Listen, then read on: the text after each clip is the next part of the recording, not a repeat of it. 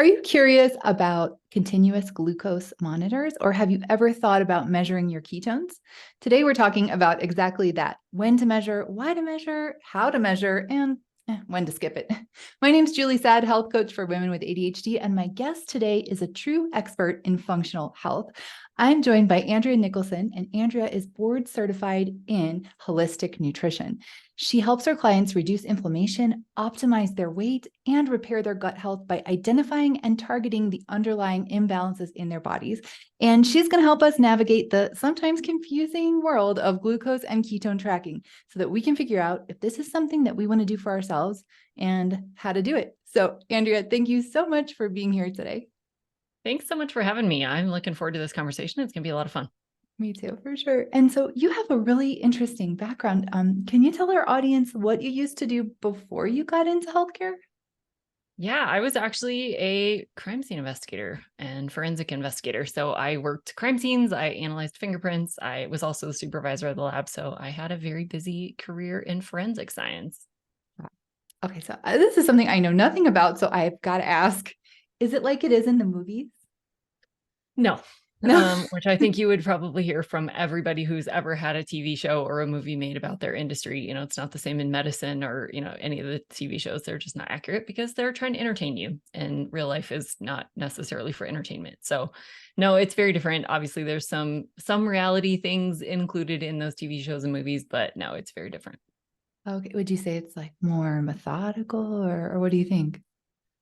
Yeah, it's definitely much more, scientific and structured. You never see anybody write a report on TV or in the movies. You never see kind of all those behind the scenes things that actually make up a big chunk of what people actually need to do in those fields.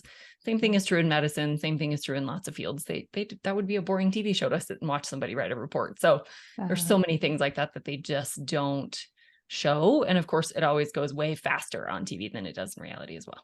oh, okay, that makes sense. Oh, okay, interesting. I've always had that question. So I'm glad to find someone that knows the answer. So then how on earth did you go from investigating crime scenes to helping people with their health?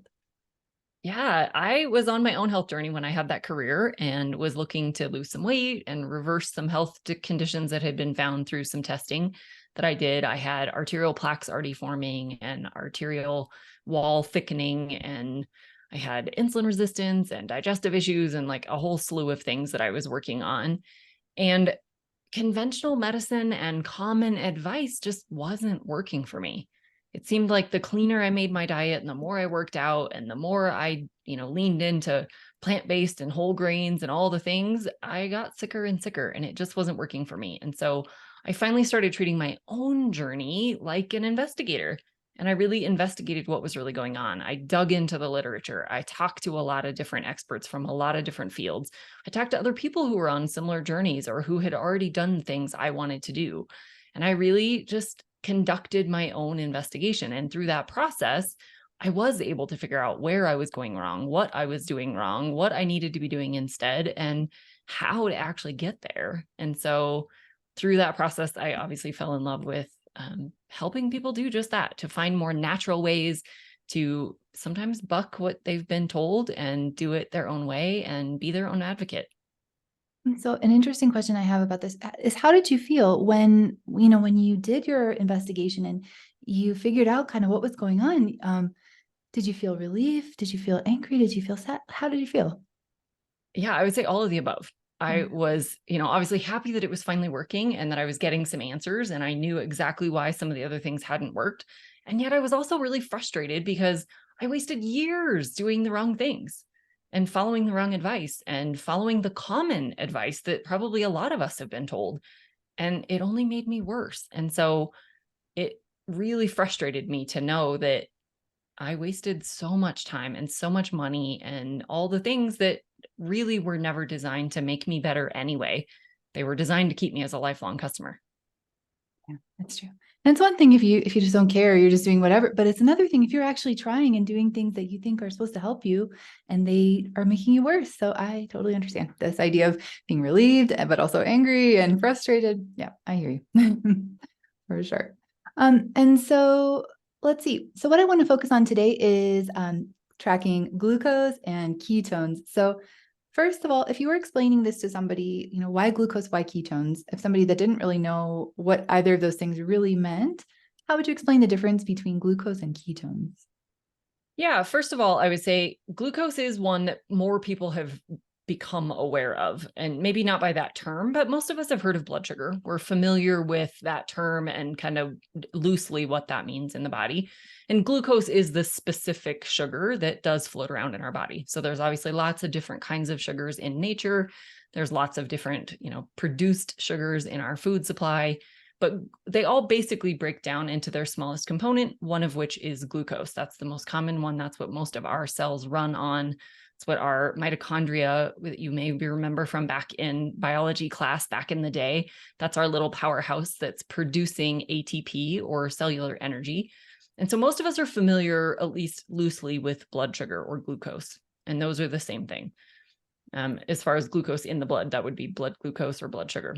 Ketones is one that is becoming more commonly known, but still is a little bit unknown. And ketones are actually water-soluble products that are made from fats. And these can be dietary fats or from stored fats in our body. And they're produced in the liver because they can transport through the blood unassisted. They don't need a carrier protein. They don't need, any of these other molecules to get them through the blood. Usually fat molecules can't just freely float in the blood because the blood is mostly water. Fat is mostly oil. And we know water and oil don't mix very well. So traditionally, fats require some kind of carrier protein or some kind of vehicle to carry them around. But ketones are water soluble. So they can just transport themselves through the blood, and they can work to produce energy in a slightly different way than glucose does. And so it's kind of like looking at, if you're looking at a wood burning stove, glucose would be like newspaper that would burn up really, really fast, but it would do the job. It would create the fire, it would generate the heat, it would do all the things. And then ketones would be more like that really big, thick, healthy log that's just going to burn for a long, long time. Now, they're a little bit different in the sense that ketones are actually also a cleaner fuel too. They produce less free radicals and less damaging products, but they're basically just two different forms of energy that the body can produce. Oh, okay, got it. Good. I think that's a much better explanation than I could have done. And I love the analogy of newspaper versus a log. So great. So we need glucose. Do we need ketones to survive?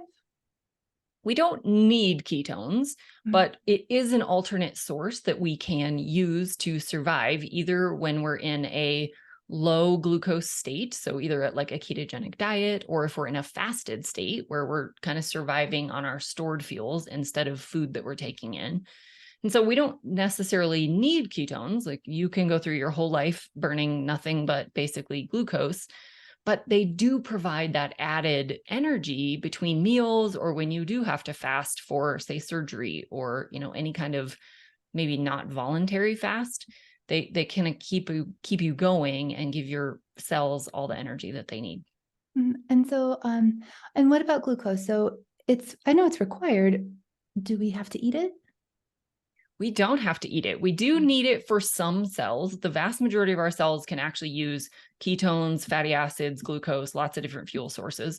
There's a couple of different kinds of cells that, like our red blood cells, that don't have mitochondria, so they have to rely on glucose.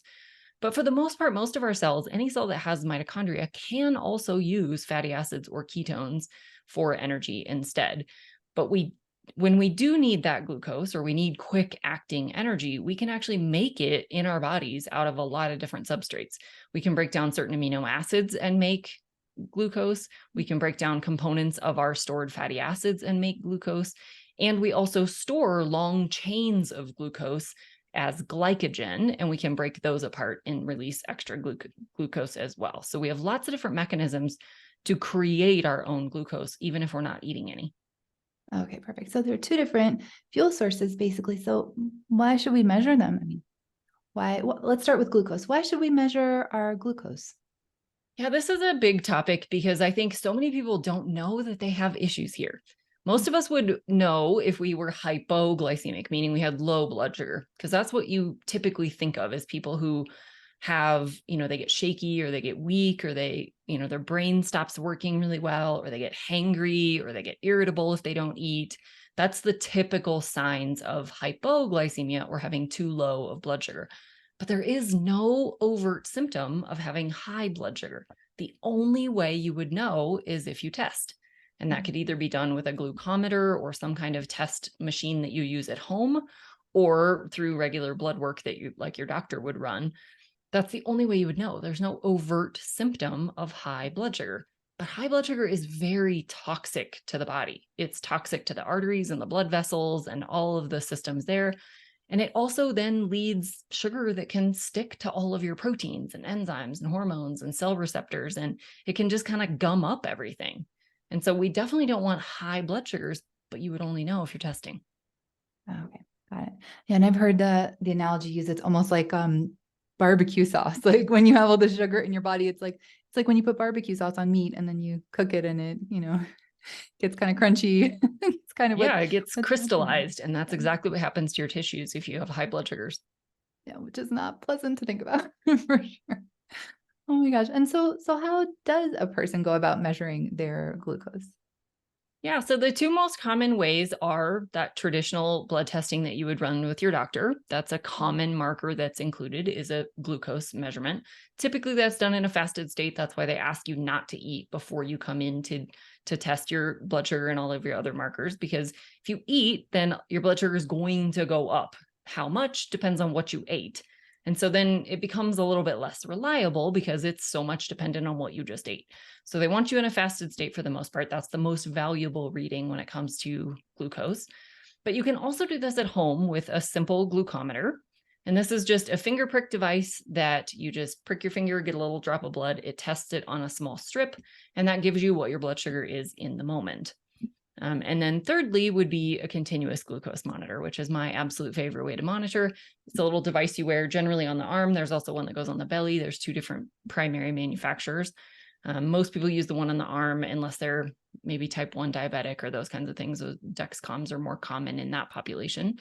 But these measure 24/7 for 2 full weeks. And so this gives you real-time feedback of exactly what your body's doing based on certain foods you've eaten, certain activities you've done, even sleep and stress and hydration and all of these other factors also play in. And so that gives you real-time feedback in the moment about how your body is reacting to all of these things.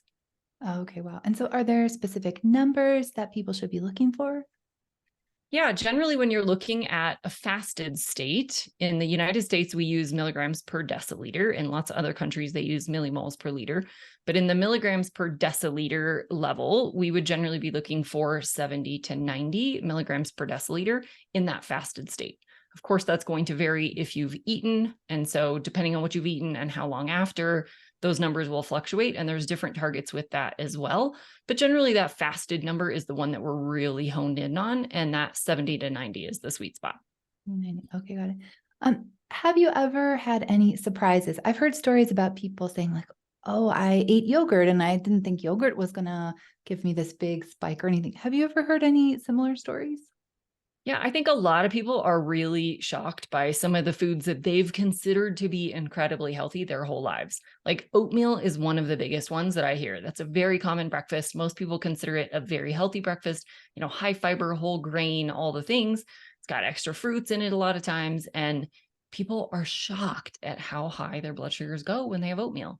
And that doesn't even matter if it's instant or thick rolled oats or even steel cut oats. Most people, I've yet to actually see one that didn't go higher than anticipated or higher than ideal. And so oatmeal is one that I think is a big surprise for a lot of people. I think just fruit in general is really surprising to a lot of people how high it goes, especially if you eat fruit by itself without a protein or a fat or, a meal with it.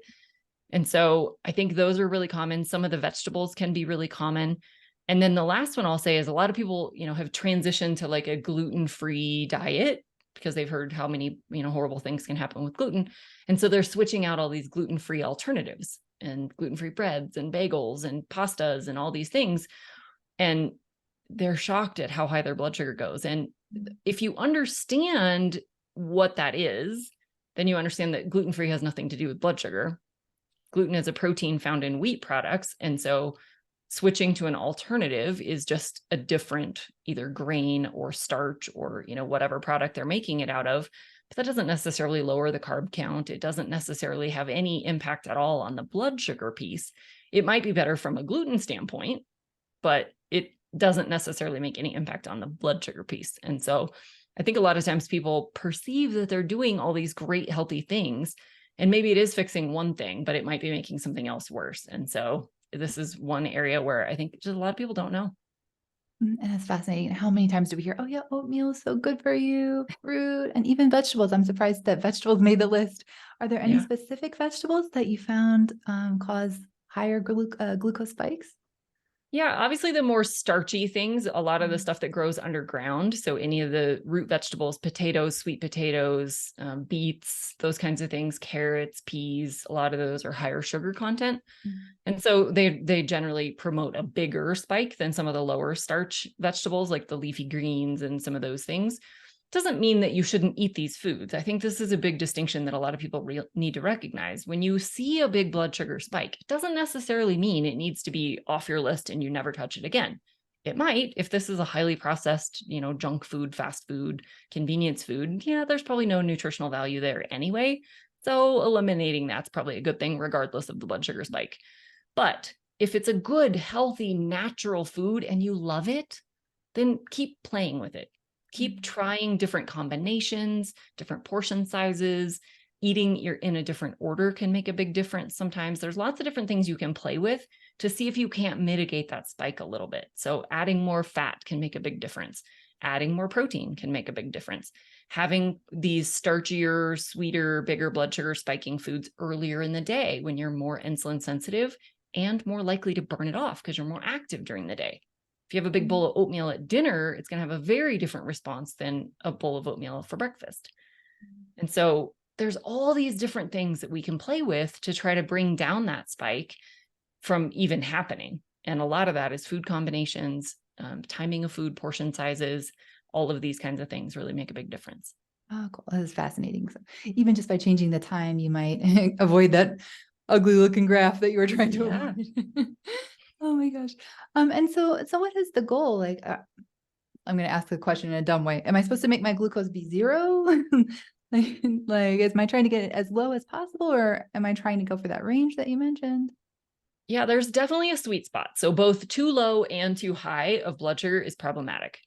Like we talked about earlier, hypoglycemia is that low blood sugar, and you'll generally feel that if you have blood sugar that's too low. Your whole body just kind of doesn't work well if you don't have adequate blood sugar. We do need a certain level. So we're definitely not aiming for zero. We're definitely not aiming for no blood sugar, but we don't want high either. So we do want to be kind of in that sweet spot throughout the day, depending on, time of day. It's going to fluctuate. We're not going for a flat line here. Flat lines are generally not good in medicine in any spectrum. You don't want a flatline brain wave. You don't want a flatline heart rate. We don't ever want flat lines, but we don't want huge swings either. We don't want it to go too high or too low really throughout the day at all. We want to kind of stay within a nice, healthy range throughout the day. And so when it comes to blood sugar, obviously that 70 to 90 is going to be ideal when you're in a fasted state. And then generally what we would want to do, this is where a continuous glucose monitor is so valuable because you're getting the readings all the time. You want to look at what your number was before you eat. Say it was 90. And then after, you're going to eat, you're going to see how high it goes. What was the maximum of the peak? Say it went to 130.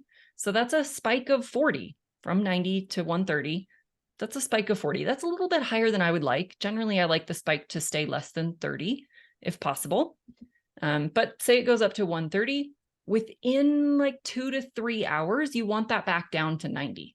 If it's still staying high and you're still at like 110, 4 hours later, then that would indicate some level of insulin resistance, that your body's just not responding to handle that high blood sugar anymore.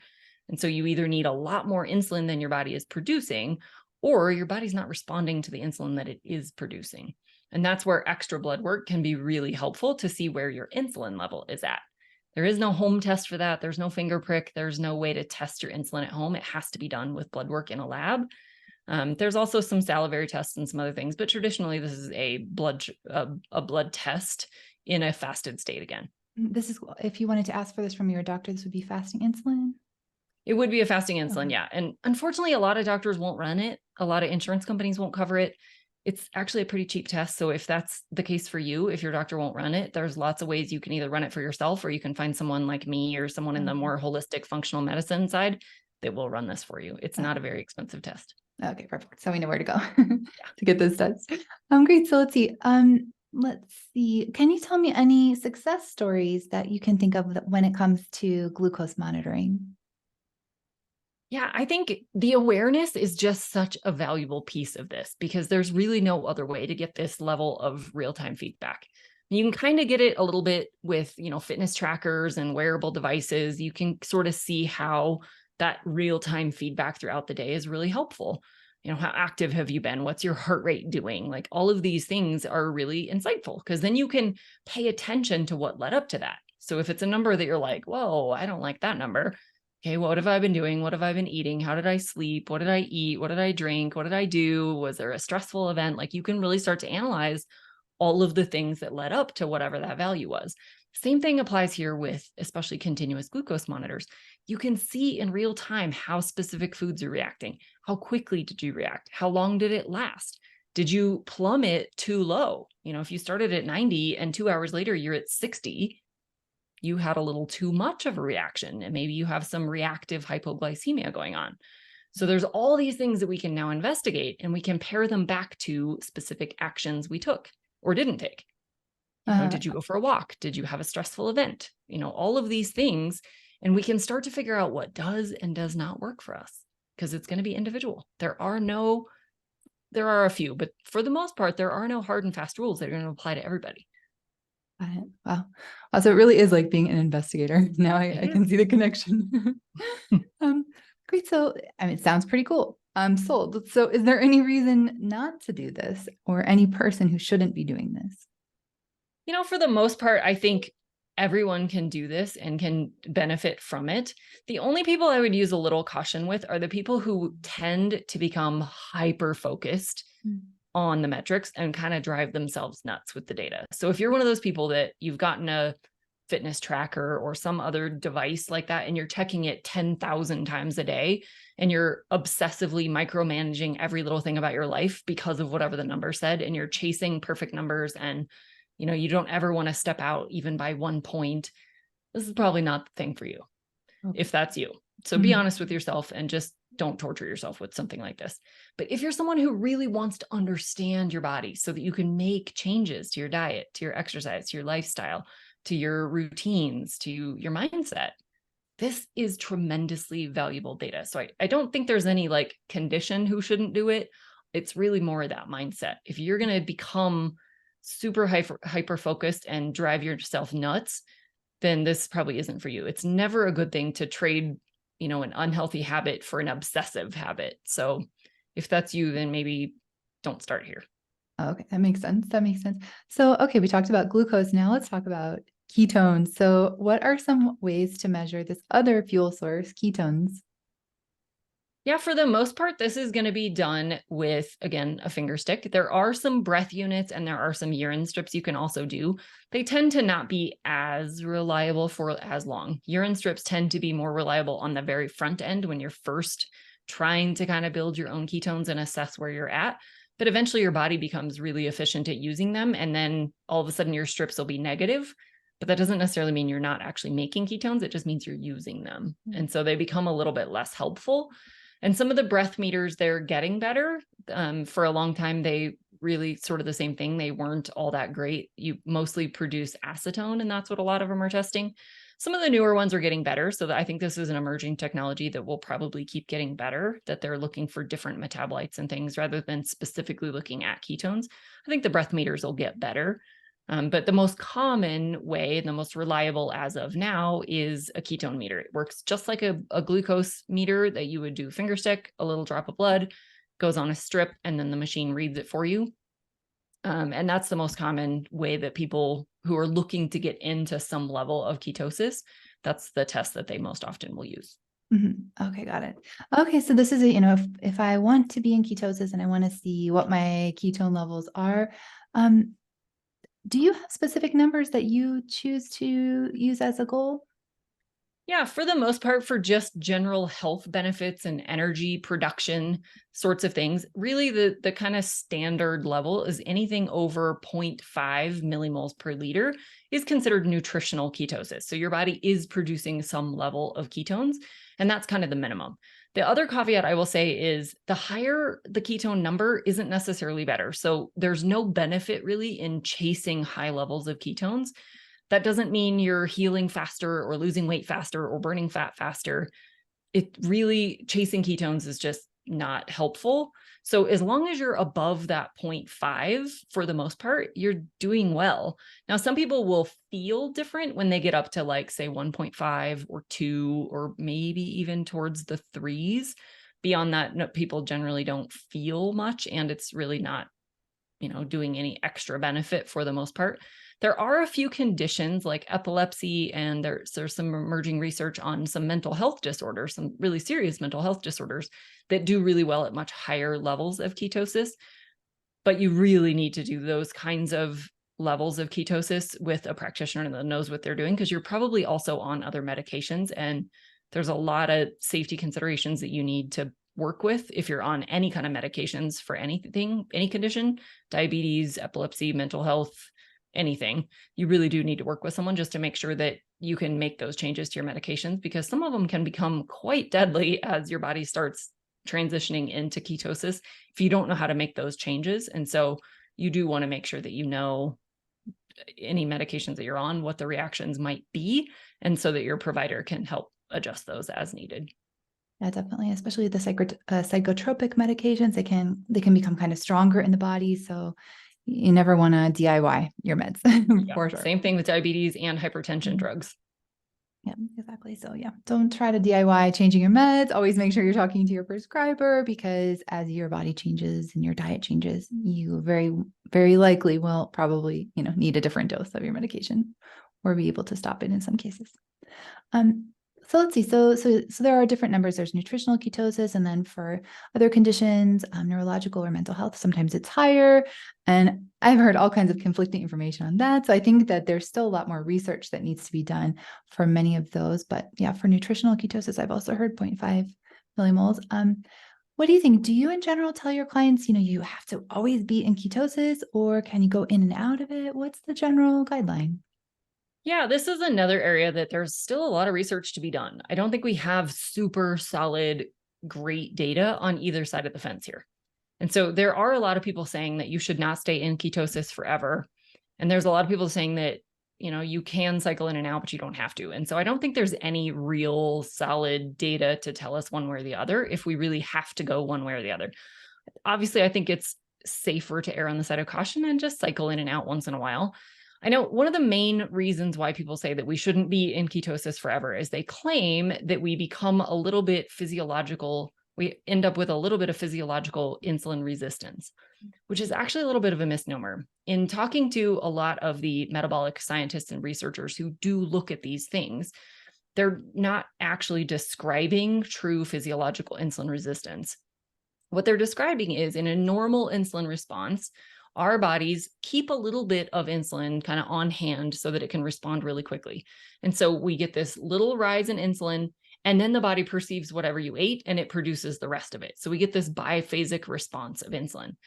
And if you're in ketosis all the time, you don't need a whole lot of insulin. And the body is very efficient at what it does. And so if you don't need that insulin, it's not going to keep storing it forever. And so it breaks down that preformed pool of insulin, and you just don't have that. So rather than getting the first spike and then the bigger spike, you kind of get a flat line and then the second spike, which in your case would be the first spike because you don't have that preformed pool.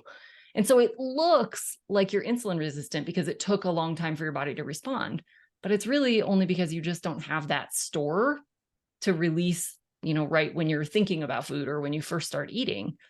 But after just even a day or two of eating higher carb foods or things that require more insulin, you build those stores right back up. So you really aren't insulin resistant at all. You're actually very insulin sensitive when you're using very little of it. So it's a little bit of a misnomer. And I think a lot of people point to that as the reason why we shouldn't stay in ketosis all the time. but it's not really an accurate premise. And so I don't think we have anything beyond that yet. But I don't think there's any necessarily harm in stepping back out once in a while, have a day where maybe you eat some higher carb foods or, you just once in a while do those things. I don't think there's any harm in that, with the exception, again, being of epilepsy, those serious mental health disorders. If you're on a medical ketogenic diet, that's a completely different scenario. But that would also be why I would point to what's the risk in being in ketosis all the time then.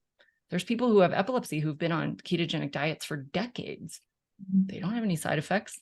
They don't have any problems, and they're in deep ketosis.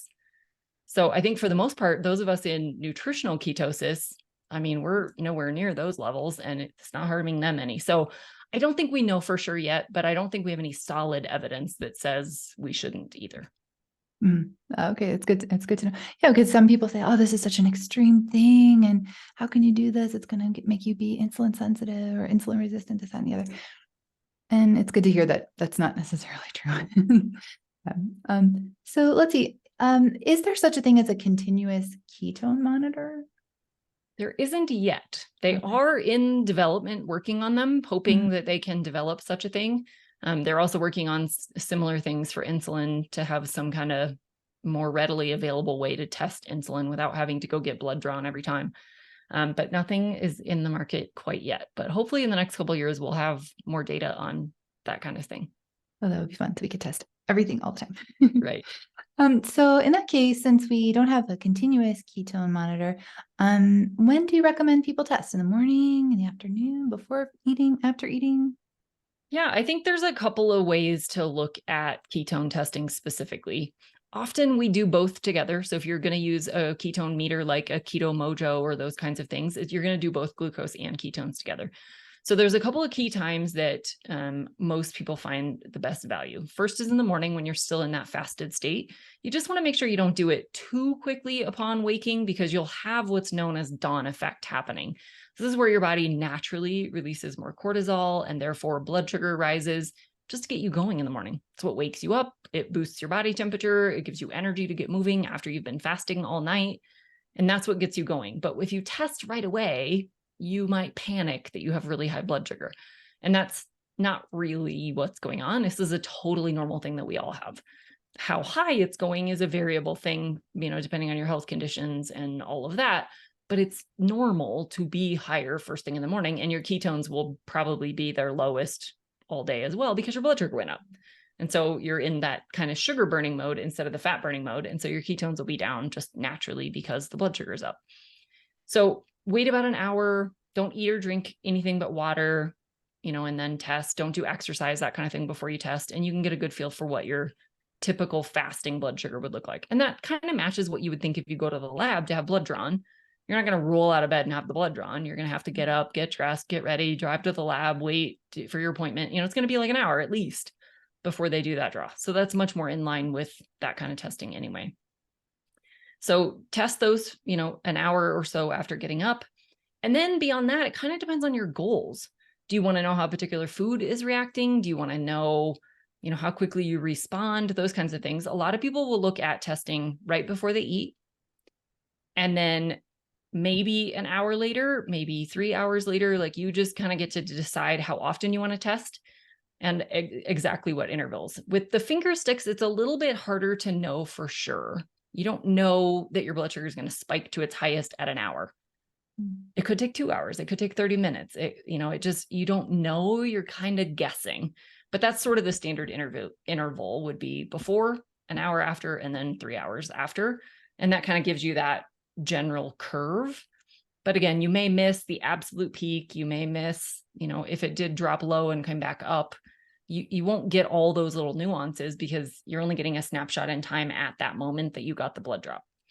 So again, that's where the CGMs are so valuable, because you get that entire curve without having to manually, do anything to get that reading. Oh, that's true. That's true. So you're not trying to, did I get the peak now? Did I get it now? Did I get it? It could get real expensive if you get hyper focused on testing all the time with a finger stick.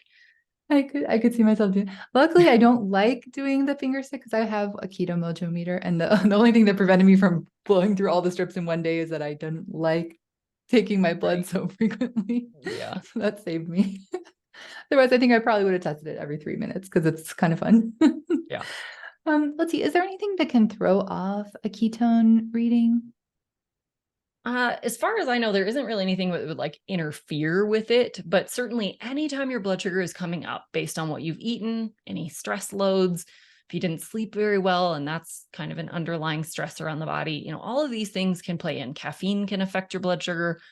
Anything that affects cortisol can affect your blood sugar. There's all these factors that play in. And anytime your blood sugar is going up, your ketones will come down. And generally, the opposite is true as well. As your blood sugar comes back down into that ideal range, then your body will start relying more on fat. And so your ketones will go up. So that's kind of generally how they work. Okay, got it. And so, is there any reason not to test ketones?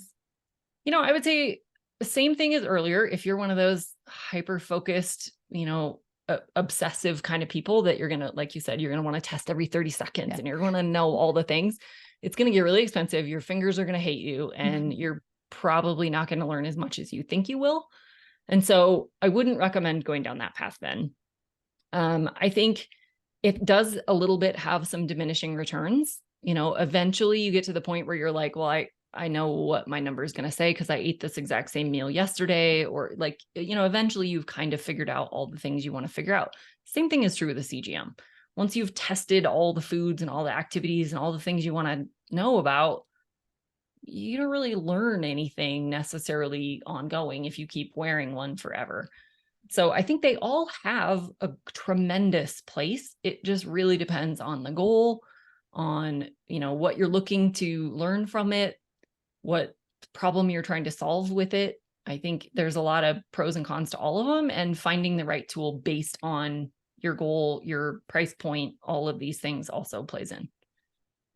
Well, that brings up an interesting point, which is that, I work with a lot of people with ADHD, and sometimes we have this tendency to do something, get really, really into it for a couple weeks, maybe a month, and then, okay, next thing. And so what you're saying is if I want to do this testing, I don't have to do it every day until I die. Correct. And you really don't want to. I mean, even like Keto Mojo as a company will tell you that. They don't want you to use their product forever, which is shocking in the world of commercial products. They actually don't. They want you to get as much information as you possibly can glean from it, gather all the data about all the foods you eat, all the different activities, the different times of day, different things that you can do to change your blood sugar numbers, and then go about your life.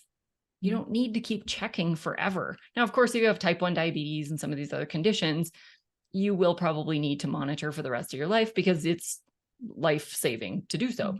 For the rest of us that don't need to test to survive, then you can just either spot check once in a while, you can, check in once in a while, but once you've kind of learned all the things you want to learn, you don't need to keep using these tools. Okay, got it. So get the basic picture and then you can move on with your life. Cool. Where can I get all these things like a Keto Mojo, or like, can I buy them in a pharmacy, or what's the deal? Keto Mojo, as far as I know, is pretty much only online. There's lots of different resellers and affiliates and, health coaches, nutritionists, functional medicine doctors, lots of providers also offer them.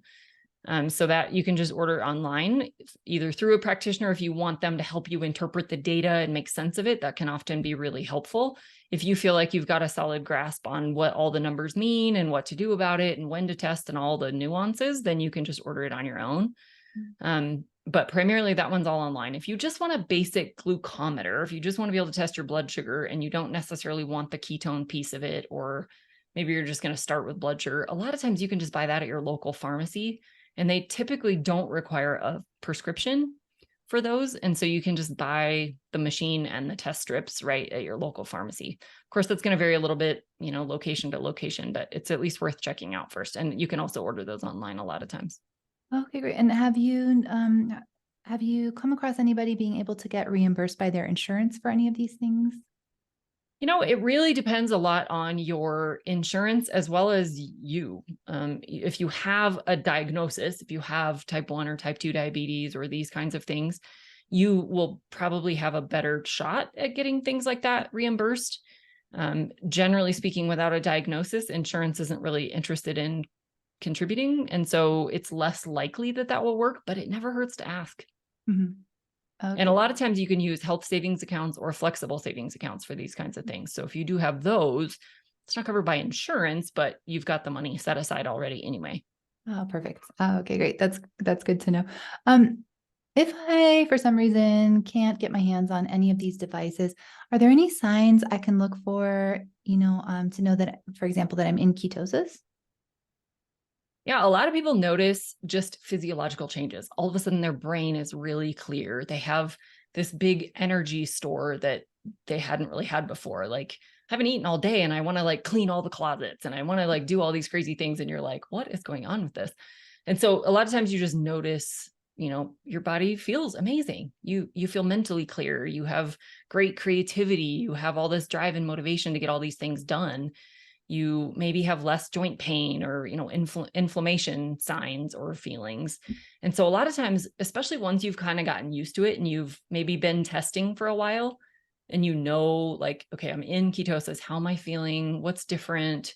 If as you learn through this process, then later you can go, oh, I know I'm in ketosis because I can feel it, I can see it, I can like whatever. Then for sure that that's what you're pointing to, because you'll know from objective testing to symptoms, you'll know what's changed. So that's still the best way, is to gather that data first, and really pinpoint that back to how am I feeling, what's different, good or bad, keep track of all of those things. And then later when you're not using the tool anymore, you'll know based on how you feel. Mhm.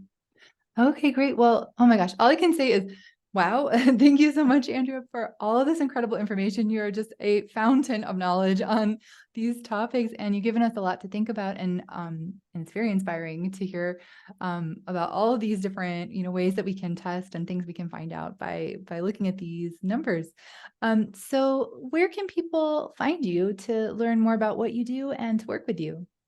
Yeah, my website is healthylifewithandrea.com. And from there, you can learn about all the things I do. And you can also book a free 45-minute consultation with me if you'd like to chat more about your situation specifically and give you a feel for, what I might be able to offer. Or if it's not a good fit, I can help point you towards someone else that is the right fit for you. Okay, cool. So you said healthylifewithandrea.com. Yes. Yeah. Okay, cool. So of course I'm going to put links in the description below so you guys can check that out. And any last words of wisdom, Andrea, before we sign off? I'll just say that if you are dealing with any kind of health situation that you don't like, whether it's the ADHD, whether it's type 2 diabetes, whether it's just low energy, whatever it is, if you're not getting the answers that you're looking for, keep fighting, keep asking, keep pushing, keep researching, talk to lots of people, read all the resources, do all the things until you find the answers. Every condition can at least be improved upon, if not completely eliminated. So keep fighting, be your own best advocate. I love it. I love it. It's sage advice. Yeah, especially in 2023, we have to be our own advocates. It's true. You do. It's true. All right. Well, thank you so much for being here, Andrea. It's been so fun talking to you and so informative. And everybody check out Andrea's website. And that's it for today. Thanks, guys. Thank you for having me. This was a lot of fun.